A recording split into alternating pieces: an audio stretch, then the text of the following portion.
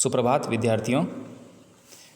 10वीं कक्षा क्षितिज पुस्तक के प्रथम जो काव्यखंड का प्रथम पाठ है उसमें जो हम सूरदास के पद पढ़ रहे थे पिछली आपने ऑडियो में देखा होगा, सुना होगा, उसका ही आज हम द्वितीय पद करेंगे।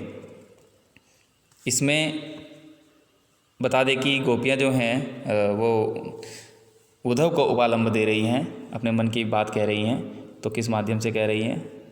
भ्रमर के माध्यम से।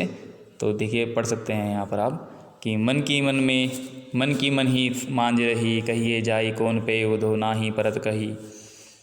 अवधि आधार आस आवन की, तन मन बिथा सही। अब इन जोग संदेशन सुनी सुनी, बिरहिन बिरह दही। चाहती हुती गुहारी जतहि ते, उत तई धार बही। सूरदास अब धीर धरहि, क्यों मर जादा न लही।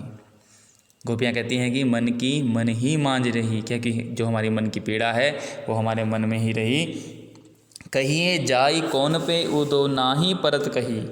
हे उद्धव, हम किसको जाकर अपनी मन की व्यथा कहें, क्योंकि ये ना ही परत कही, ये जो व्यथा है, ये जो पीड़ा है, किसी और पे कहने लायक नहीं है।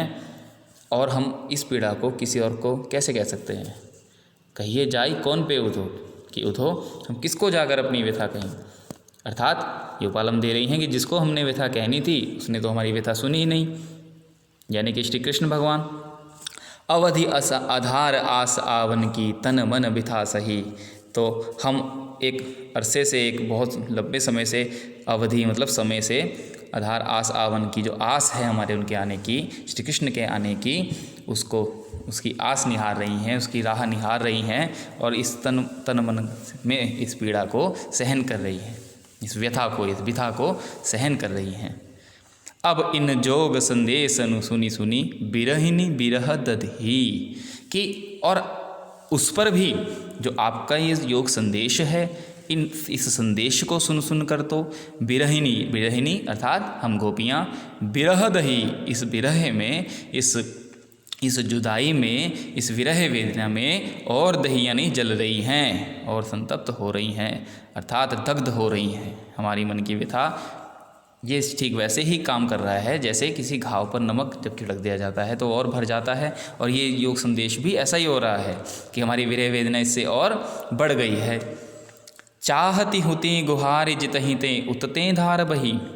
कि हम जहाँ से गुहार लगाकर पुकारना चाह रहे थे, गुहार लगाना यानी पुकारना चाह रहे थे कि हमारी व्यथा जो है, ये जो व्यथा है, ये विरह वेदना है, वो शांत होगी, परंतु उतते धार बही, वहीं से दूसरी तरफ से उतते धार बही यानी योग रूपी संदेश की धार बह रही है। हमने क्या मांगा था? प्रेम, और वहाँ से क्या आ रहा है? योग रूपी धार उल्टा ही बह रही है, वो हमारे किसी भी काम का नहीं है। हमने तो श्री कृष्ण के दर्शन मांगे थे और क्या आ रहा है? योग संदेश। तो ये उपालम देते हुए गोपियाँ उस पर व्यंग्य कर रही हैं, उद्धव पर, और साथ ही साथ श्री कृष्ण को कह रही हैं। आगे देखते हैं कि सूरदास अब धीर धरहि, क्यों मर जादा न लही। कि सूरदास जी गोपियों के माध्यम से कह रहे हैं कि अब धीर धरहि, क्यों, कि अब हम धैर्य धारण कैसे करें। धीर धरहि क्यों, धैर्य धारण कैसे करें। अब मर्यादा न नहीं, जब उन्हीं को मर्यादा नहीं है, प्रेम की जो मर्यादा है वह श्री कृष्ण की जी को नहीं है, तो हम मर्यादा कैसे कर सकती हैं? ठीक है, तो यहाँ देखिए ये समझाया गया है। शुरू से देखते हैं इसको कि मन ही मांझ रही। गोपियाँ कह रही हैं कि हमारी जो मन की वेदना है हमारे मन में ही रही, पीड़ा हमारे मन में ही रही, और हम ये विरह वेदना किसको जाकर कहें? ये दूसरों को कहने के लायक नहीं है। हम बहुत ही समय से उनके आने की प्रतीक्षा कर रहे हैं, तन मन बिथा सही, और अपने तन मन में इस व्यथा को, इस पीड़ा को सहन कर रही हैं। अब इन जोग संदेश सुनी सुनी, बिरहिन बिरह दधि। इन जोग संदेशन को सुनकर, जो तुम्हारे द्वारा अर्थात उद्धव के द्वारा जो जोग संदेश हैं, जो भेजे गए हैं कृष्ण के द्वारा, तो इनको सुनकर तो हमारी विरह वेदना और बढ़ गई है। चाहती होती, मैं तो ये चाह रहे थे कि जहाँ से हम गुहार करें, और उल्टा क्या हो रहा है कि वहाँ से योग के संदेश आ रहे हैं। तो यह श्री कृष्ण को सीधा सीधा कहा जा रहा है कि अब हमसे धैर्य धारण नहीं होता, कि भगवान श्री कृष्ण को मर्यादा ही नहीं है, प्रेम का ज्ञान ही नहीं है, प्रेम की मर्यादा का उन्होंने पालन नहीं किया।